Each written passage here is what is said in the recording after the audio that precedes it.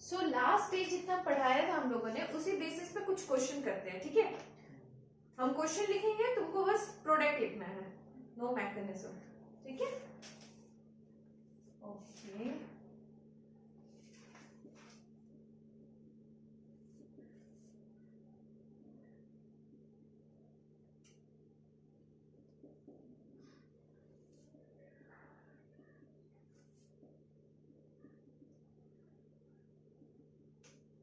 Product बोलो।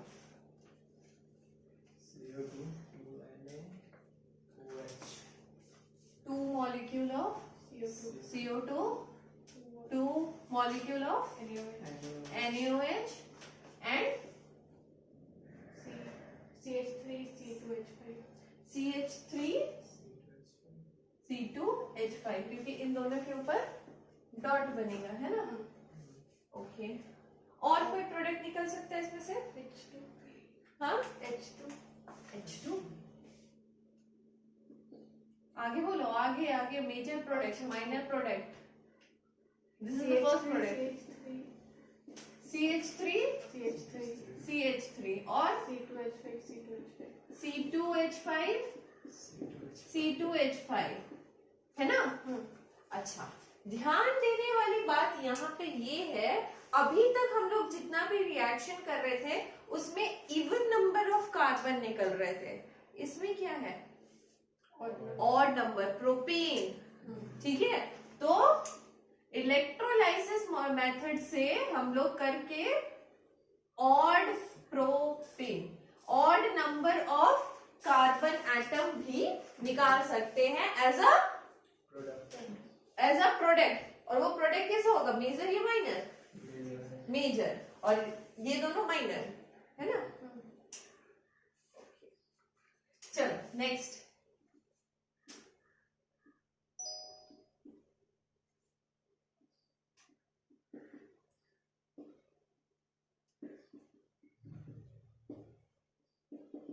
बोलो product बोलो।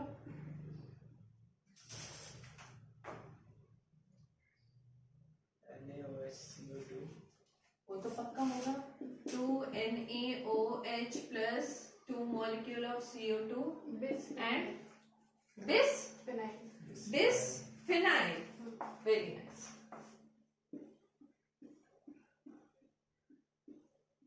और एक नाम क्या बोल सकते हैं इसका?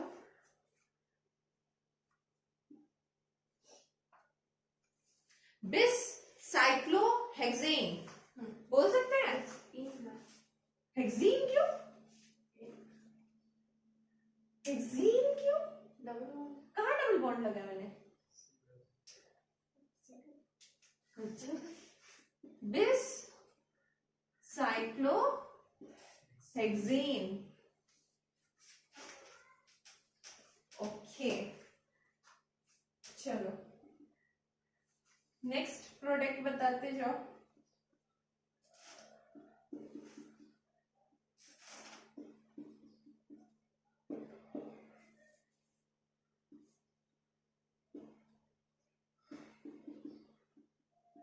अच्छा, ये कैसा कंपाउंड है?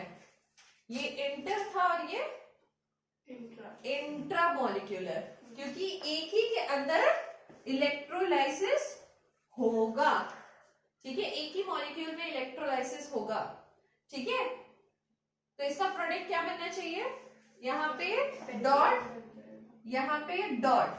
इसमें थोड़ा डिफरेंट होगा इलेक्ट्रोलाइसिस में, कि सीधा सीधा एज अ मेजर प्रोडक्ट। ये देखो, ये डॉट मिलके डबल बॉन्ड यहाँ पे, क्लियर है। इससे टूटेगा तो यहाँ पे एक डॉट बनेगा, इससे टूटेगा तो यहाँ पे एक डॉट बनेगा, ये डॉट मिलके डबल बॉन्ड, क्लियर है, ठीक है। और ये क्या होगा? एज अ मेजर प्रोडक्ट रहेगा। अच्छा, इसमें और कोई प्रोडक्ट बन सकता है क्या? सोच के देखो, और कोई प्रोडक्ट बन सकता है? सोचो। इसके जैसा और एक मॉलिक्यूल अगर ले लिया तो बन सकता है ना। तो इसके जैसा अगर दूसरा मॉलिक्यूल ले लिया तो एक स्ट्रक्चर ऐसे एक स्ट्रक्चर ऐसे as a minor product. Clear है? क्लियर हो रहा है? ओके, सो ये कैसा था? अच्छा इसका नाम बताओ, तो इसका नाम बताओ क्या है? Bicyclo bicyclo 0 hexane. पिटाई कर दे। बाइसाइक्लो 440 कितना कार्बन है? 1 2 3 4 5 6 7 8 9 10। 9 दिन 1 2 3 4 5 6 7 8 9 10। कैसे नोनेन बोलते हो? कैसे हेक्सेन बोलते हो? हाँ, तो पाप हो जाएगा। ऊपर वाले मिटाए? ओके, चलो नेक्स्ट और एक क्वेश्चन लेते हैं। प्रोडक्ट बताओ।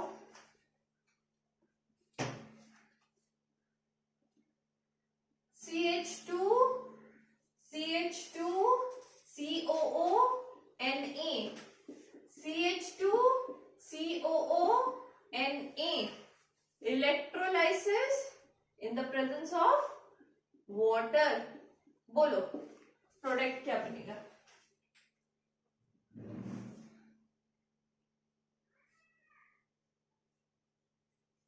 बोलो प्रोडक्ट क्या बनेगा? यहां से टूटेगा और यहां से टूटेगा, यही होगा। डॉट यहां पे आएगा, एक डॉट यहां पे आएगा। आएगा? कोई डाउट यहाँ तक? डॉट आने से क्या हो जाता है? बॉन्ड बन जाता है ना? क्लियर है? पक्का? अच्छा, इसके अलावा भी कोई प्रोडक्ट बनेगा क्या? हाँ बनेगा, अगर इसके जैसा और एक मॉलिक्यूल आ जाए तो। But this is the major product, है ना? इसके जैसा और एक मॉलिक्यूल आ जाए तो कैसा प्रोडक्ट बनेगा?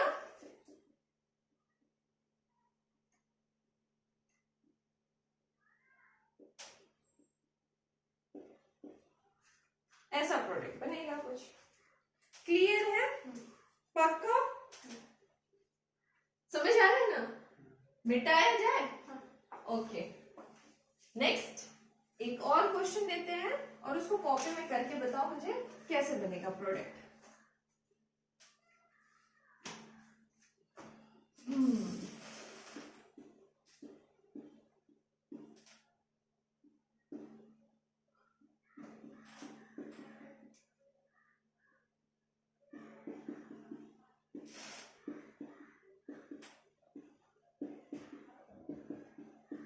बोलो प्रोडक्ट बोलो, 2 मिनट सोच लो और बना के बताओ प्रोडक्ट क्या होगा। फंस गए है ना? तो क्या करना है? इसको तोड़ना है, इसको तोड़ना है और यहाँ पे डॉट लगाना है, यहाँ पे डॉट लगाना है। जब डॉट लगता है तो बॉन्ड बनने की कोशिश करते हैं। ठीक है, तो बॉन्ड क्या होगा ध्यान से देखना। यहाँ पे एक डायरेक्ट ऐसे तो बॉन्ड बन नहीं सकता, ठीक है? तो ये जो बॉन्ड होगा ये यहाँ पे समथिंग क्रिएट होने की कोशिश करेगा और ये अपना बॉन्ड तोड़ के जब यहाँ पे बॉन्ड बनने की कोशिश करेगा, ऑफ कोर्स यहाँ पे डबल बॉन्ड नहीं रहेगा, ठीक है? तो जब ये बॉन्ड बनने की कोशिश करेगा तो ये ब्रेक होने की कोशिश करेगा, ठीक है? तो जब ये ब्रेक होगा, सोचो कैसा स्ट्रक्चर बनेगा हमारा। यहाँ पे तो डबल बॉन्ड आ गया, ये ब्रेक हो गया और ये ब्रेक हो गया, यहाँ पे फिर इस डॉट की वजह से यहाँ पे बॉन्ड क्रिएट करने की कोशिश करेगा, यहाँ पे बॉन्ड बन होगा, यहाँ पे बॉन्ड होगा तो ऑफ कोर्स ये वाला बॉन्ड यहाँ पे नहीं होगा, ये वाला बॉन्ड कहाँ हो जाएगा? सॉरी, ये वाला बॉन्ड तो यहीं पर रहेगा।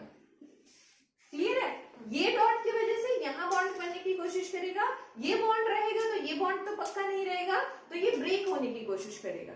ब्रेक हो जाएगा तो यहाँ पे एक बॉन्ड बनेगा और ये टूट के ये डॉट और ये डॉट मिला के यहाँ पे एक बॉन्ड बनेगा। क्लियर है? So this is aromatic compound, है ना? Aromatic compound that is benzene, that is a very stable structure. इसके अलावा यहाँ पे कोई और एज अ मेजर प्रोडक्ट नहीं बनेगा क्योंकि एरोमेटिक कंपाउंड बहुत स्टेबल होता है। क्लियर है? ठीक है, यहां तक तो बात हो गई तुम्हारे एल्केन की प्रिपरेशन की। अभी तक हम लोग क्या कर रहे थे? एल्केन की प्रिपरेशन कर रहे थे। But we can also prepare alkene by the process of electrolysis. ठीक है, एल्कीन का भी प्रिपरेशन हम कर सकते हैं bye the process of electrolysis, bye the process of decarboxylation. ठीक है, ओके, मिटाया जाए? ओके,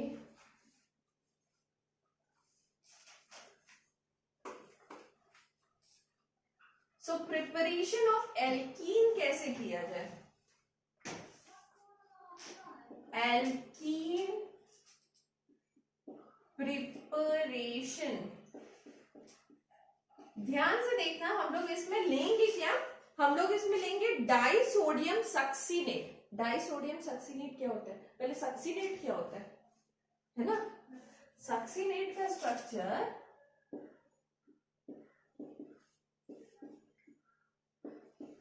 क्या है? ये बताओ, क्या है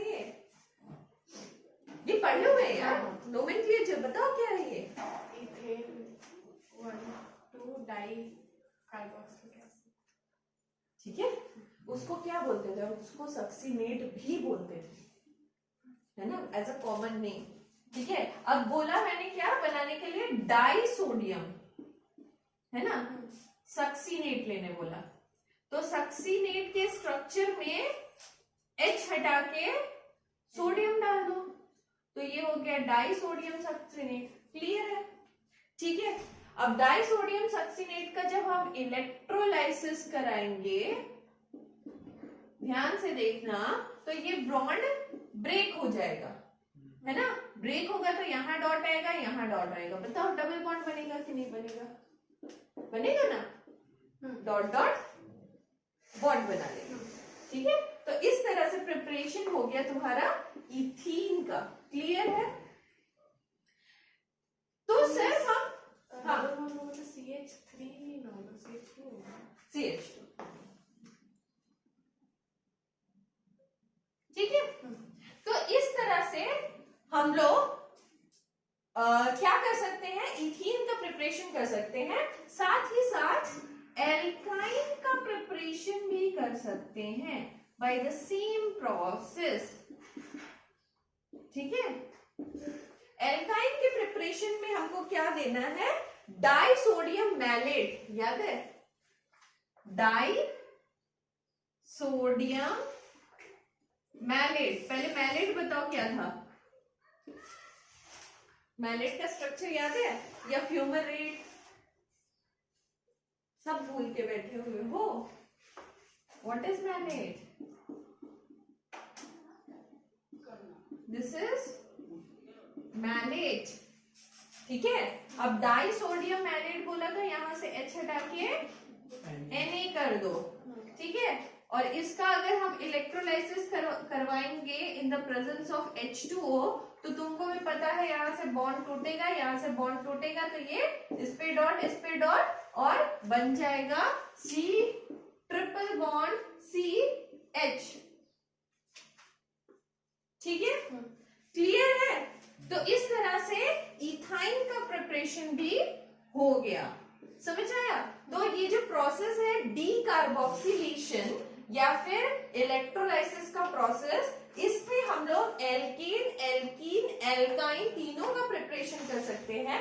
साथ ही साथ ऑड नंबर हो या इवन नंबर का कार्बन हो, वो सारे प्रिपरेशन इस मेथड से हो सकते हैं। क्लियर है? अब देखो, मैंने पहला मेथड बताया था डीकार्बोक्सिलेशन में। पहला मेथड क्या बताया था? दो मेथड बताए थे। क्या क्या था? कोलबेस और सोडा लाइम मेथड, है ना? तो सोडा, अब कोलबेस तुम्हारा खत्म हो चुका है। नेक्स्ट जो प्रोसेस है that is soda lime process, जो कि बहुत इंपॉर्टेंट है अभी। ठीक है, इतना हो गया होगा तो अगर तो हम मिटाएंगे। ओके, तो इतना हो गया। तो next step is next process is soda lime process. ठीक है, सोडा लाइम बाय प्रिपरेशन क्या होगा, फिर से कार्बोक्सिलिक एसिड से एल्केन का प्रिपरेशन करेंगे हम bye the process of soda lime. ठीक है, सोडा लाइम मेथड।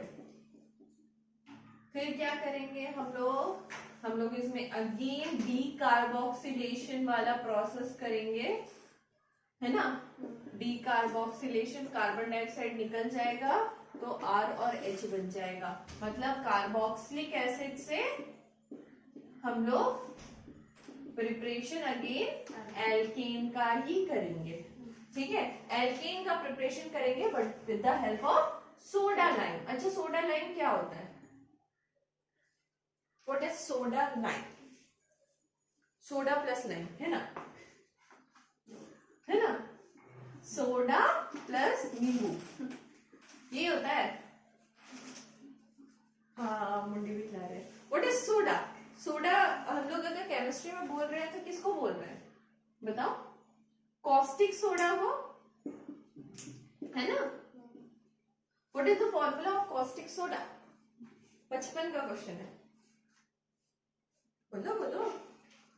बड़े हो गए बच्चे, मगर बच्चे तो अभी बच्चे ही है। कॉस्टिक सोडा, अरे सॉल्ट, NaOH। ठीक है, लाइन मतलब किसकी बात कर रहे हैं? Quick line. क्विक लाइन का फॉर्मूला क्या है?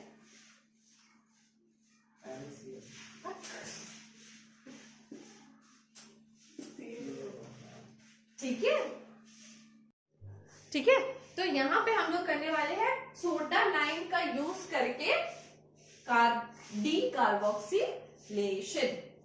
ठीक है, ओके। तो इसमें करना क्या है? मिटाया जाए। तो इसमें करेंगे क्या?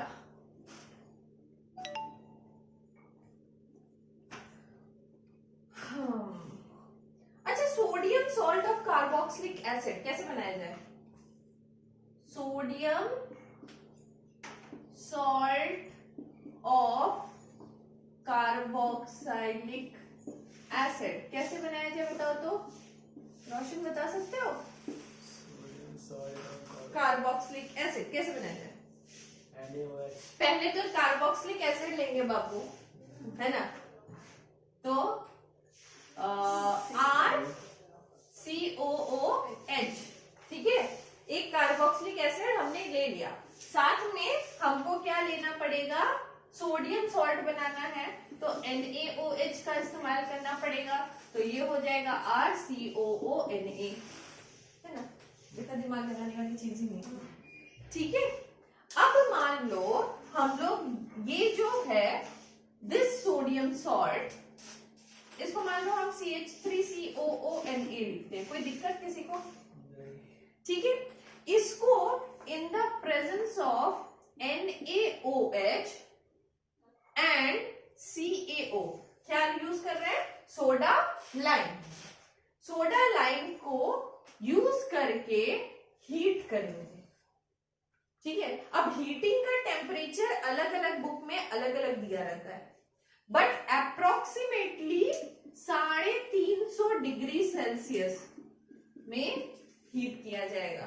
अलग अलग बुक में तुमको किसी में 360 दिखेगा, किसी में 345 दिखेगा, 349 दिखेगा, बट अप्रोक्सीमेटली 350 डिग्री सेल्सियस में इसको हीट किया जाता है।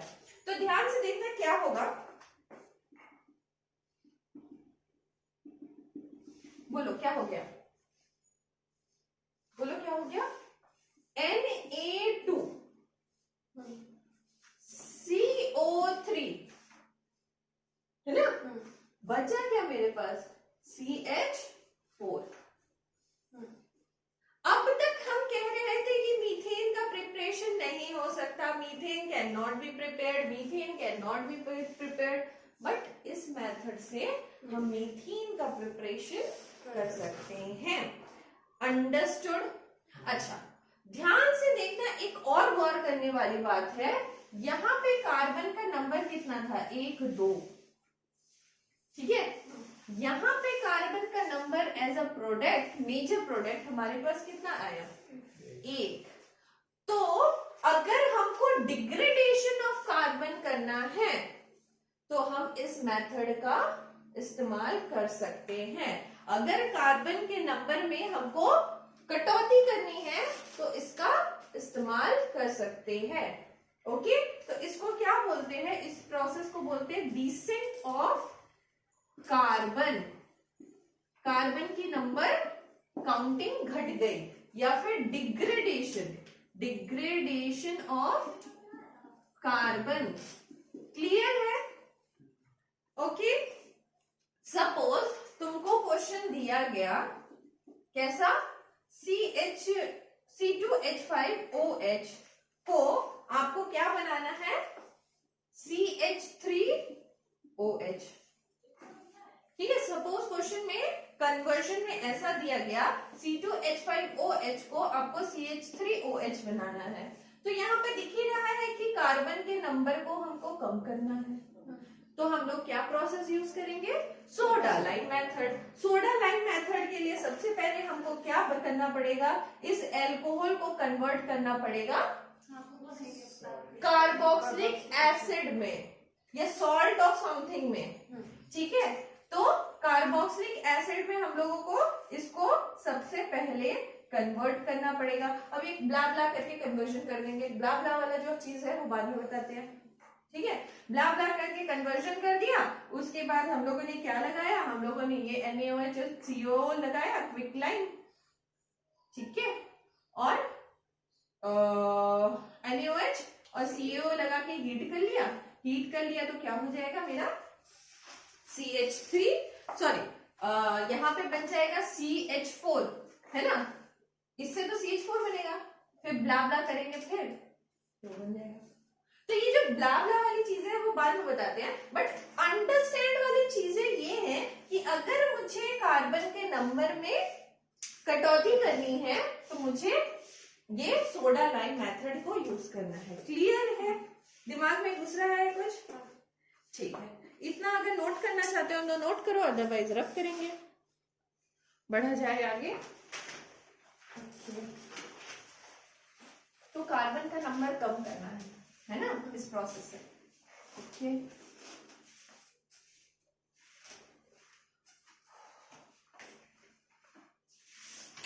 चलो कुछ क्वेश्चंस पूछते हैं, आंसर बताते जाओ। C2H5 COONA in the presence of NaOH and CaO, ये तो कैपिटल हो गया, और हीट किया हम लोगों ने, तो क्या निकलेगा?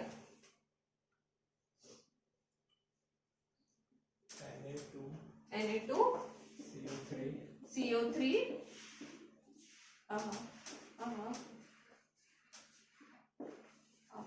ओके, बस प्लस, अच्छा प्लस, मुझे सुनाई दिया बस।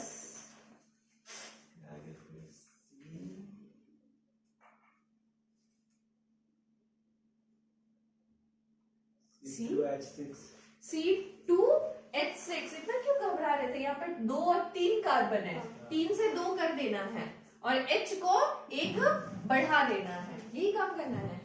ठीक है, चलो नेक्स्ट बोलो।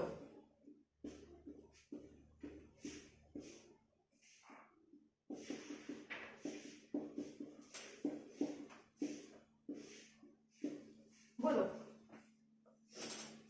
Na2CO3 हम लिख लेते हैं, आगे बोलो, आगे बोलो।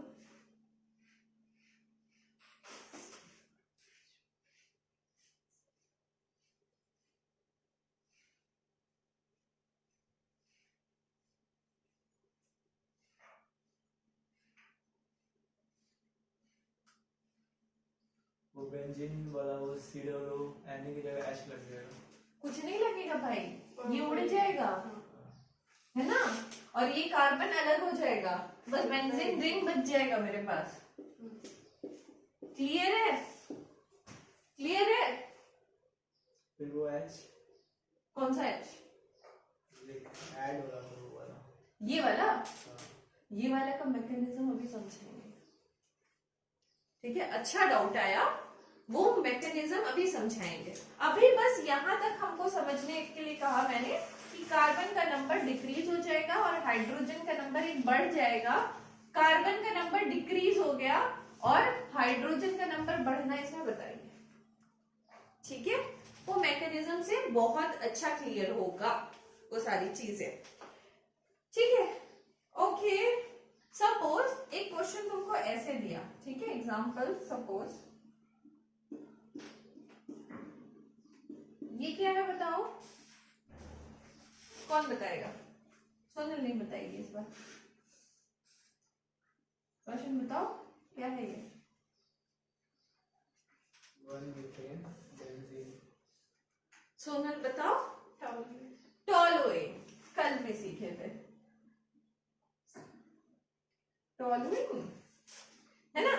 अब मैंने कहा इस टॉलुइन को बना दीजिए आप बेंजीन, बताइए बना पाओगे? बना दीजिए बेंजीन। मतलब CH3 पूरा उड़ गया।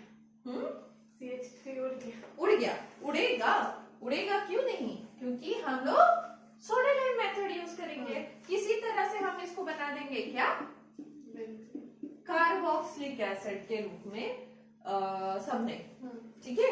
तो हम लोगों ने सपोज बना लिया COOH और उसके बाद लगा दिया NaOH और CaO और हीट करके बना दिया बेंजीन, ठीक है। तो कार्बन के नंबर में डिक्रीज होना है और बेंजीन बन रहा है, ठीक है। चलो अब इसमें सोडा लाइम मेथड में ना एक क्वेश्चन आता है जो एग्जाम में बहुत पॉपुलर क्वेश्चन है।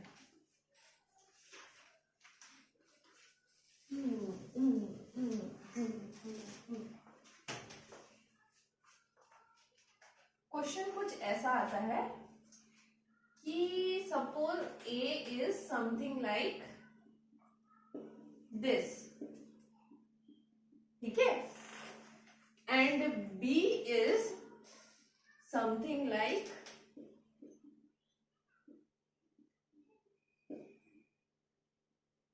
दिस, ठीक है।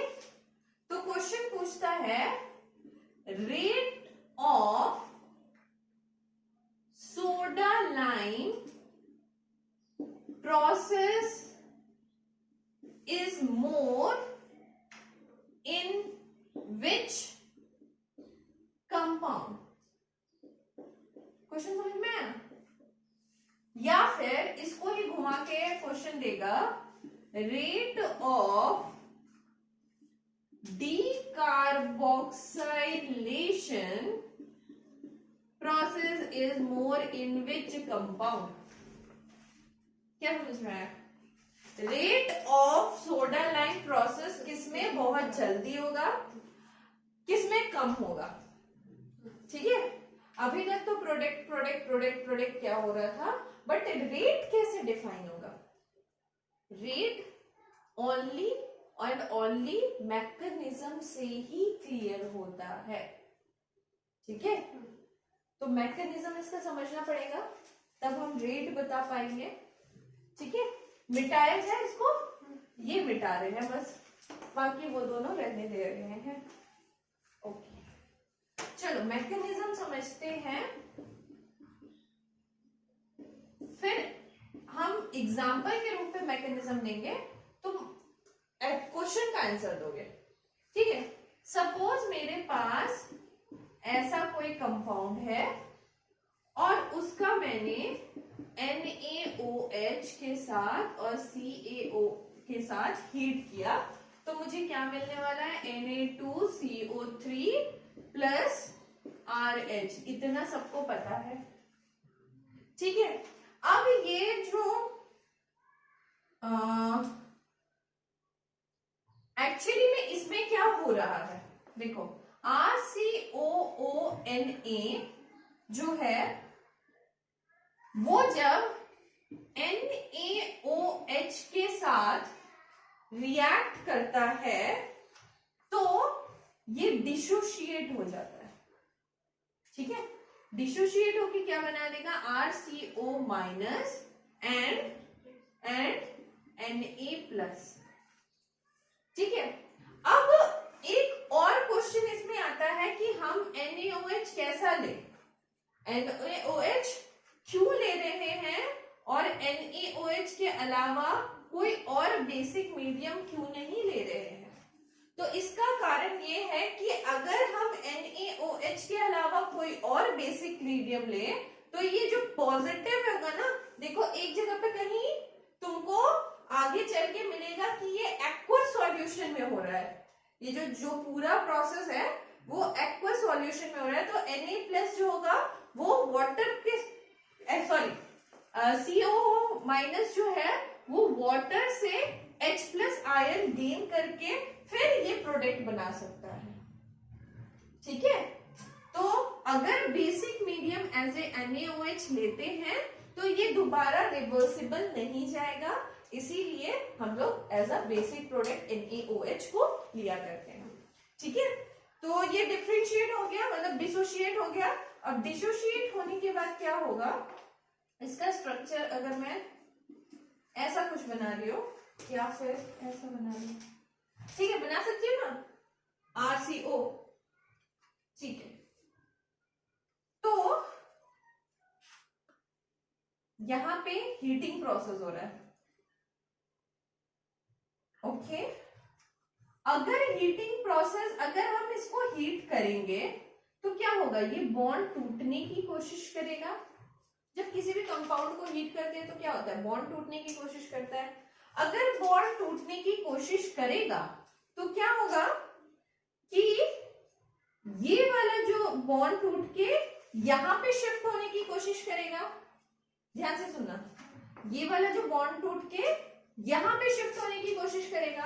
जब ये बॉन्ड यहां पे शिफ्ट होने की कोशिश करेगा तो ये जो डबल बॉन्ड है अगेन यहां पे शिफ्ट होने की कोशिश करेगा। तो ये कैसा स्ट्रक्चर हो जा रहा है, दोबारा रेजोनेंस हो जा रहा है। चाहे हम बॉन्ड यहां लगाएं चाहे यहां लगाएं, दोनों बात तो एक ही है भाई, COO ही है, रेजोनेटिंग स्ट्रक्चर हो जा रहा है। तो ये बॉन्ड तोड़ने से फायदा हो नहीं रहा है, तो ये बॉन्ड ना टूट के यहां से बॉन्ड टूट जाता है। क्लियर है? ठीक है, तो जब ये बॉन्ड टूटेगा तो ये ये R- और यहां पे क्या बन जाएगा, COO। ठीक है, अब ये जो माइनस था यहां, ये जो माइनस था वो एक इलेक्ट्रॉन खा के डबल बॉन्ड यहाँ पे भी बना देगा, क्योंकि 4 हाथ चाहिए ना। एक तो पहले R के साथ ये कनेक्टेड था तो यहाँ पे O चल जा रहा था, बट अब 4 हैंड चाहिए तो उसको डबल बॉन्ड क्रिएट करना पड़ेगा। क्लियर है? तो इस तरह के कार्बन को हम बोलते हैं कार्बोकैटायन। इस तरह के कार्बन को बोलते हैं carbocation. And carbocation is more stable, बहुत स्टेबल कंपाउंड है। जितना ज्यादा कार्बोकैटायन शो करेगा और उतना ही ज्यादा तुम्हारा क्विक सोडा लाइम प्रोसेस जल्दी होगा, rate of soda lime process जल्दी होगा। ठीक है, अब ये जो R- है वो क्या हो रहा है, मैंने बताया यहाँ पे एक एक्वस मीडियम में ये सारी कहानी हो रही है। तो HOH- H+ एंड OH- का H लेकर RH बना देगा। ठीक है, क्लियर है? अब कहानी में तुम बोलोगे Na2CO3 भी आता था, है ना। Na2CO3 में देखो यहां से Na, ठीक है, और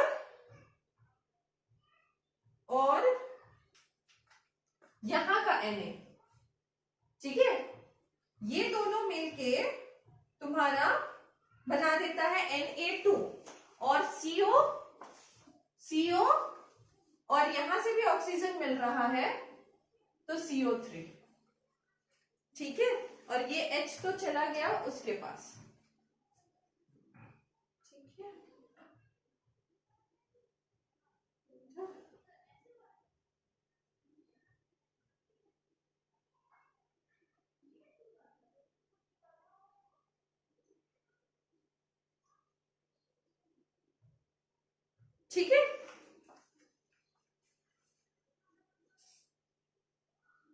ओके, सो ये फाइनल रिएक्टेंट तुम्हारा मिल गया एज अ जो भी एल्केन का प्रोडक्ट होगा।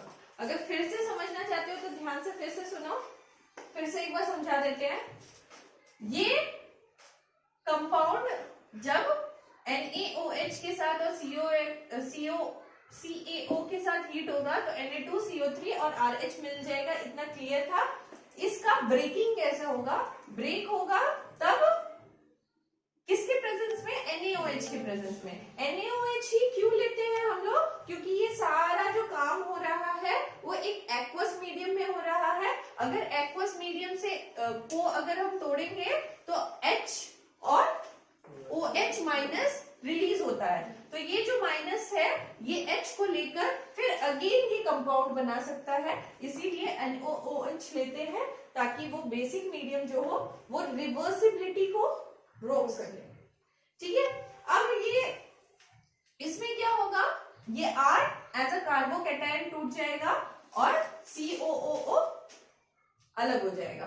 कार्बोकैटायन जितना ज्यादा होगा उतना कंपाउंड मोर स्टेबल होगा, जितना स्टेबल होगा उतना सोडा लाइम प्रोसेस जल्दी होगा। ठीक है, फिर ये R माइनस जो है जो एक्वस सॉल्यूशन का RH लेके निकल जाएगा। ठीक है, दिस इज द मैकेनिज्म। अब देखो यहाँ पे अगर इस क्वेश्चन में पूछा गया था कि किसका रेट ऑफ रिएक्शन ज्यादा होगा, तो हमने बोला कि this process determine the rate of soda lime process, है ना। हमने बोला था जिसका कार्बोकैटायन ज्यादा मोर स्टेबल होगा उसका rate of soda lime process ज्यादा होगा। अब इसको भी ब्रेक करेंगे तो यहां से ब्रेक होगा। ठीक है, अब ये कैसे कंपाउंड है? ये 2 डिग्री कंपाउंड है और ये 3 डिग्री कंपाउंड है ना। ठीक है, तो इसमें एक चीज तुम लोगों को पता है, इंडक्टिव इफेक्ट क्या होता है? इंडक्टिव इफेक्ट क्या होता है? इंडक्टिव इफेक्ट क्या होता है?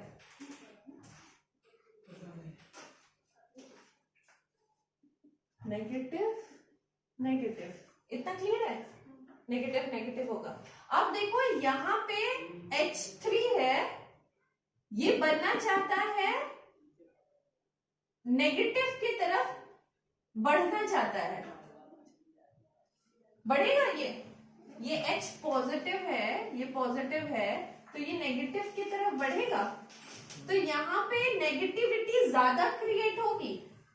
और यहाँ पे देखो, यहाँ पे अगर 3 से बढ़ेगा तो 3 से ज्यादा नेगेटिविटी, इससे ज्यादा इसमें नेगेटिविटी क्रिएट होगी। तो यही होता है इंडक्टिव इफेक्ट कि जिसमें ज्यादा नेगेटिविटी क्रिएट होगी वो मोर स्टेबल नहीं होगा। ठीक है, तो 3 degree is less stable then 2 degree is less stable then 1 degree. तो अगर हम पूछेंगे कि rate of soda lime process किस में ज्यादा होता है, तो 2 डिग्री में ज्यादा होता है और 3 डिग्री में कम होता है। ठीक है, तो स्टेबिलिटी सोडा लाइम प्रोसेस ए में ज्यादा होगा और बी में कम होगा। थोड़ा कॉम्प्लिकेटेड है, 1-2 सम्स करोगे तो ज्यादा क्लियर होगा। ठीक है, इतना नोट करो, उसके बाद हम और समझाते हैं। इसको समझने में थोड़ा टाइम लगेगा। क्वेश्चन समझाने की मैं कोशिश करूंगी, थोड़ा सा घर में जाके बार बार प्रैक्टिस करोगे तो हो जाएगा। थोड़ा सा मेरे को समझाने दो, 5 मिनट, उसके बाद क्लास बंद करेंगे।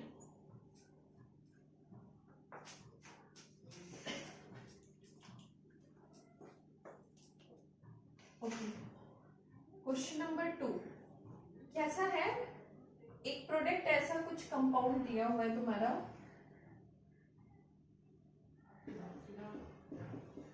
ठीक है, और बी कैसा स्ट्रक्चर दिया हुआ है।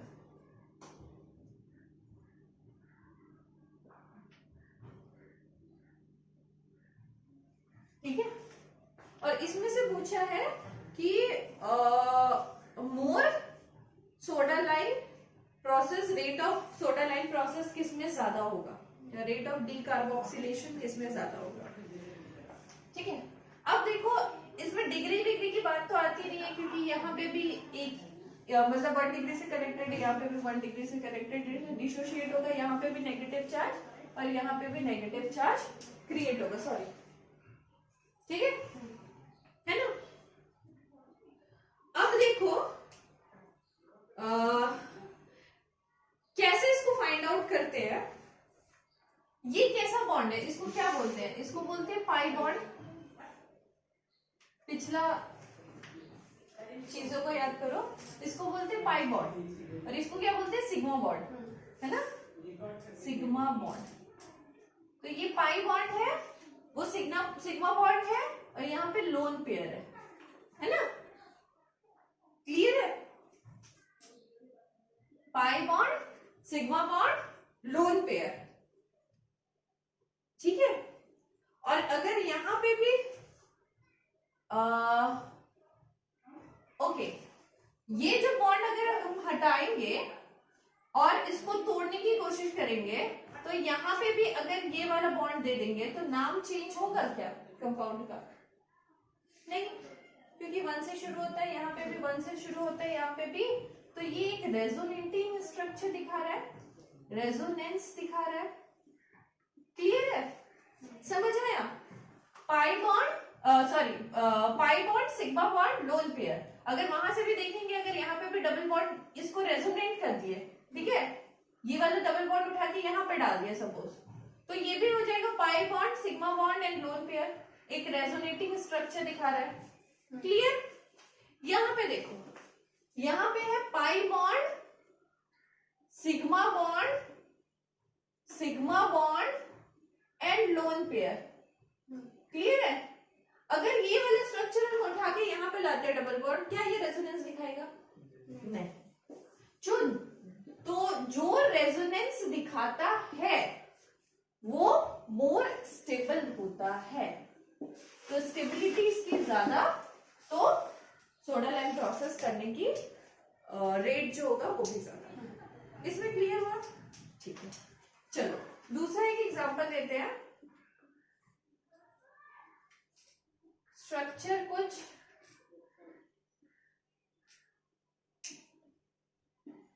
ऐसा है, तो इसमें लिख सकते हैं is more stable than B, okay. दूसरा स्ट्रक्चर कुछ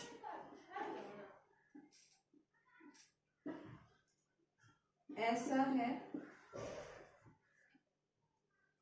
और तीसरा स्ट्रक्चर कुछ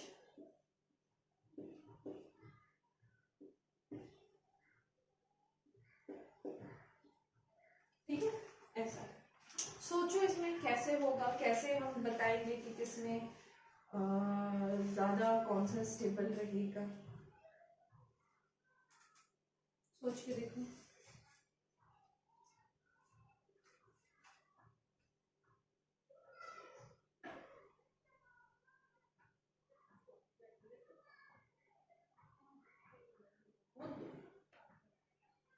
सोचो सोचो सोचो सोचो सोचो, यहां से तोड़ेंगे, यहाँ पे नेगेटिव साइन क्रिएट होगा, है ना, नेगेटिव साइन क्रिएट होगा तो यहाँ पे बॉन्ड बनाने की कोशिश करेगा, ये बॉन्ड बनाने की कोशिश करेगा तो यहाँ से टूटेगा, यहाँ पे बॉन्ड बनेगा, है ना, क्लियर है।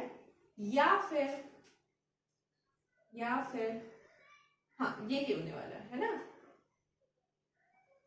तो एक लोन पेयर, एक पाई बॉन्ड, फिर सिग्मा बॉन्ड, फिर पाई बॉन्ड, फिर सिग्मा बॉन्ड, फिर सिग्मा बॉन्ड, ठीक है। तो ये एक तरह का रेजोनेंस क्या दिखा रहा है, पाई बॉन्ड, सिग्मा बॉन्ड, फिर पाई बॉन्ड, फिर सिग्मा बॉन्ड। अगर ये वाला नेगेटिव साइन हम यहाँ पे लगा ले, डबल बॉन्ड यहाँ पे बना ले, तो ये भी पाई बॉन्ड बन जाएगा, तो ये रेजोनेंस दिखा रहा है, क्लियर है। अब इसको भी तोड़ोगी तो ये भी नेगेटिव साइन आएगा, फिर यहाँ पे भी डबल बॉन्ड करने की कोशिश करेगा, फिर ये यहाँ पे आएगा तो ये बॉन्ड हटेगा, फिर ये यहाँ पे आएगा। ये तो बहुत अच्छा रेजोनेंस दिखा रहा है, मतलब इससे भी ज्यादा अच्छा दिखा रहा है। तो ये तो अप्रोक्सीमेटली एरोमेटिक कंपाउंड बनने की कोशिश कर रहा है, क्लियर है। इससे अच्छा तो रेजोनेंस ये दिखा रहा है, और ये एरोमेटिक कंपाउंड बनने की कोशिश में है, ट्रायल में है, तो जो एरोमेटिक कंपाउंड होते हैं वो मोर स्टेबल होते हैं रेजोनेंस से। क्लियर? देखो 3 बातें मैंने बताई। एक बताया कि aromatic compound is more stable, तो C is more stable then B is less stable then more stable then A, क्योंकि यहाँ पे तो कोई हो ही नहीं रहा है, बॉन्डिंग ही क्रिएट नहीं हो रही है और रेजोनेंस ही नहीं बन रहा। तो मैंने बताया क्या, एक तो एरोमेटिक के बारे में बताया कि सबसे ज्यादा स्टेबल अगर कोई होगा तो वो एरोमेटिक होगा, सेकंड में क्या होगा, रेजोनेंस होगा, थर्ड में क्या होगा, इंडक्टिव इफेक्ट। ठीक है, तो 3 बातें यहाँ पे ध्यान रखने वाली है। पहला एरोमेटिक हो रहा है कि नहीं, दूसरा रेजोनेंस दिखा रहा है कि नहीं, तीसरा इंडक्टिव इफेक्ट दिखा रहा है कि नहीं। ठीक है, उसी बेसिस में हम लोग स्टेबिलिटी देखते हैं और उसी बेसिस पे हम लोग रेट ऑफ प्रोसेस ऑफ क्विकलाइन देखते हैं। ठीक है, तो इसके ऊपर बुक में जितने भी क्वेश्चंस है आपका काम है करने का, जो डाउट आते हैं वो पूछने का। ठीक है, यहां से क्वेश्चन होगा, पक्का होगा। ठीक है, घर जाके आज ही ट्राई करो करने का, ताकि फ्यूचर में दिक्कत नहीं आए। ये इंडक्टिव इफेक्ट अगर भूल चुके हो तो जाके घर में पढ़ोगे, मैंने इसीलिए बोला कुछ कुछ टर्म आएंगे, इंडक्टिव इफेक्ट पढ़ो। रेजोनेंस अगर भूल चुके हो तो रेजोनेंस जाके पढ़ो, क्या होता है रेजोनेंस। कोई भी दिक्कत आती है तो आगे पूछो। ठीक है, आज के लिए बस इतना ही। ठीक है।